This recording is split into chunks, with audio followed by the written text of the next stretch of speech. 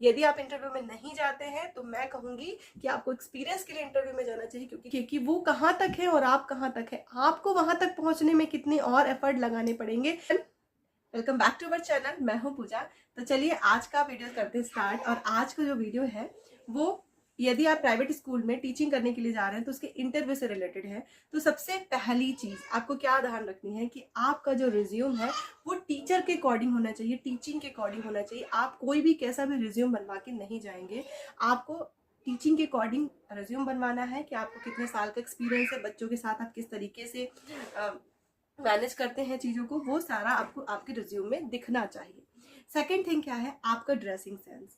लोग इंटरव्यू के लिए तो जाते हैं, मैं सबकी बात कर रही हूँ, यहाँ पे वुमेन भी हो सकते हैं और मैन भी हो सकते हैं। तो जब हम इंटरव्यू के लिए जाते हैं तो किसी भी तरीके से जीन्स पहन के, बॉयज़ को तो जीन्स पहन के बिल्कुल नहीं जाना चाहिए, उनको फॉर्मल ड्रेसअप पहनना चाहिए।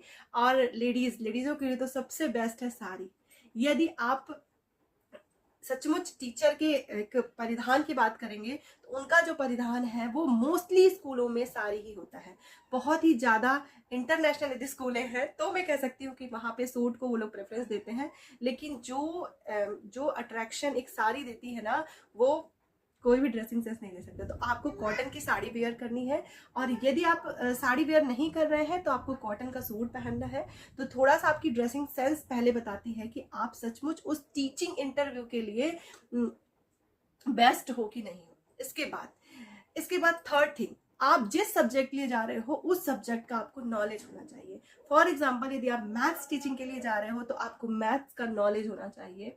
आप ऐसे ही नहीं चले जाएंगे कि हाँ मैं जा रहा हूँ क्योंकि आज इंटरव्यू हो रहा है।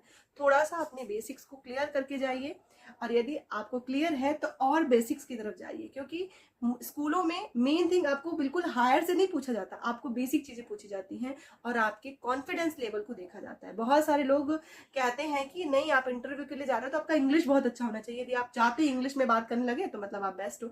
ऐसा कुछ नहीं है। यदि वहाँ पे इंटरव्यू के लिए टीचर ही बैठे हुए हैं, उनको ये सारी चीजें पता है, ठीक है आप इंग्लिश मीडियम में जा रहे हो तो आपको इंग्लिश में कम्युनिकेशन आना चाहिए, आप सामने वाले की बात समझ सकें और अपनी बात को प्रेजेंट कर सकें, उतनी ही इंग्लिश काफी है। यदि आप इंग्लिश के अलावा किसी अदर सब्जेक्ट के लिए जा रहे हो, यदि आप इंग्लिश के लिए जा रहे हो तब तो फिर नो डाउट आपको इंग्लिश का नॉलेज होना चाहिए, इंग्लिश पे कमांड होनी चाहिए। फिर नेक्स्ट थिंग क्या है, आप जब अपने क्वेश्चन का रिप्लाई देंगे, वहां पे जब आपसे क्वेश्चन किए जाएंगे तो ये तो थोड़ी आगे की बात हो गई। जब आप वहां एंटर करते हो तो आपको मे आई कम इन बोलना है, यदि वो परमिशन देंगे तभी आपको अंदर आना है, यदि वो बोलते हैं तभी बैठना है। ये चीजें तो हर इंटरव्यू में होती हैं, तो इनको मैंने स्किप कर दिया था, लेकिन ये आपको ध्यान देना है। उसके बाद जब आप क्वेश्चन का रिप्लाई करेंगे, बिल्कुल कॉन्फिडेंट होकर आपको क्वेश्चन का रिप्लाई देना है और उसी क्वेश्चन का रिप्लाई देना है जो आप जानते हैं। ऐसे नहीं कि आपने गलत कभी उत्तर दे दिया, नो, नहीं आता तो आप कह दीजिए कि सर अभी ये थोड़ा सा मेरे दिमाग में नहीं आ रहा है, या अभी मैंने इसको नहीं देखा था, नहीं पढ़ा था, तो शायद ये मेरे दिमाग से निकल गया है। ठीक है, तो आप ऐसा भी रिप्लाई कर सकते हैं। उस रिप्लाई से ये बेस्ट है जहां पे आप नो कह के छोड़ देते हैं, सॉरी सर कहना ये बेस्ट नहीं है। आप कह दीजिए कि सर इसको मैंने देखा था, शायद मेरे दिमाग में आ नहीं रहा है, और या तो फिर मैंने इसको भी पढ़ा नहीं है ना। ऐसा कुछ चीजें आप बोल सकते हैं। ये कब बोल सकते हैं, जब आप डेफिनेशंस के बारे में बात करें। और कभी कभी क्या होता है कि जब हम इंटरव्यू के लिए जाते हैं तो हमसे नॉर्मल क्वेश्चन सॉल्व नहीं कराए जाते, क्योंकि सॉल्व तो डेमो में होता है, क्योंकि जब हम डेमो देने जाते हैं तो सोल्यूशन करते हैं, लेकिन यहाँ पे आपसे डेफिनेशन पूछ ली जाती है, वहां पे थोड़ी प्रॉब्लम आती है। तो आप ध्यान रखिए, यदि आप जा रहे हैं इंटरव्यू के लिए तो आप बेसिक चीजें क्लियर करिए, डेफिनेशंस को थोड़ा सा ध्यान देके पढ़ लीजिए, क्योंकि ये चीजें पूछी जाती हैं। ठीक है, इसके बाद आपको इतना नॉलेज तो होना ही चाहिए।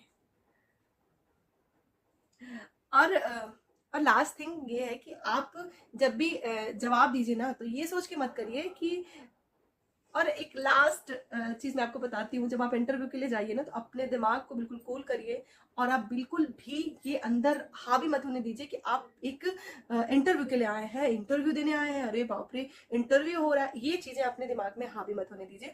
आप बिल्कुल पोलाइट होके बिल्कुल आराम से जवाब दीजिए, बस आपके अंदर कॉन्फिडेंस लेवल अच्छा होना चाहिए। और यहाँ पे बिल्कुल भी आपके दिमाग में ये नहीं आना चाहिए यदि नहीं हुआ तो नहीं हुआ ना, क्या होगा, यदि सिलेक्शन नहीं हुआ तो बहुत सारी स्कूलें हैं, बिल्कुल ये मत सोचो अरे क्या होगा, इंटरव्यू है, नहीं। आप फ्री माइंडेड जाइए, नहीं होगा, ज्यादा से ज्यादा क्या होगा, सिलेक्शन नहीं होगा ना तो हम दूसरे स्कूल में जाएंगे, हमें एक्सपीरियंस तो हुआ ना। एक्सपीरियंस के लिए भी कभी कभी आपको इंटरव्यू में जाना चाहिए। यदि आप इंटरव्यू में नहीं जाते हैं तो मैं कहूंगी कि आपको एक्सपीरियंस के लिए इंटरव्यू में जाना चाहिए, क्योंकि जब हम इंटरव्यू देने जाते हैं तो वहां पे हम कई सारे लोगों को देखते हैं, उनके ड्रेसिंग सेंस को देखते हैं, उनके वे ऑफ टॉकिंग को देखते हैं और उनके उठने बैठने और बहुत सारी चीजें हमको समझ में आती हैं। और जब हम स्कूल के अंदर जाके इंटरव्यू देते हैं तो वहां पे हम उन टीचर्स का लेवल देखते हैं जो हमारे सामने बैठ के हमसे इंटरव्यू ले रहे हैं। तब हम अपने आप को परख पाते हैं कि हम किस लेवल पे हैं, हमको अपने लेवल को कितना और ऊपर उठाना है। तो उसके लिए तभी जरूरी है ना कि जब आप घर से बाहर निकलेंगे, ऐसा तो नहीं यदि हम कुएं के अंदर एक मेढक बन के रहेंगे तो हम बस वैसे ही रह जाएंगे। तो मैं तो आपको कहूंगी कि यदि आप इंटरव्यू नहीं दे रहे हैं ना तो इंटरव्यू दीजिए, जाइए, लोगों को फेस करिए, उनकी मतलब उनके लेवल को देखिए कि वो कहाँ तक है और आप कहाँ तक है। आपको वहां तक पहुंचने में कितने और एफर्ट लगाने पड़ेंगे, क्योंकि अभी जो समय है ना एफर्ट लगाने का है। यदि हम टीचिंग फील्ड में सच में घुसना चाहते हैं तो हमें अभी से एफर्ट लगाना है। हम यदि घर में होम ट्यूशन पढ़ा रहे हैं अच्छी बात है, लेकिन अपने लेवल को ऊपर उठाना है, उसके लिए मेहनत करनी पड़ेगी। आप इंटरव्यूज दीजिए और यदि आपका सिलेक्शन होता है तो मैं कहती हूँ स्कूल में जरूर टीचिंग करिए। स्कूल में टीचिंग करने का एक अलग ही मजा है।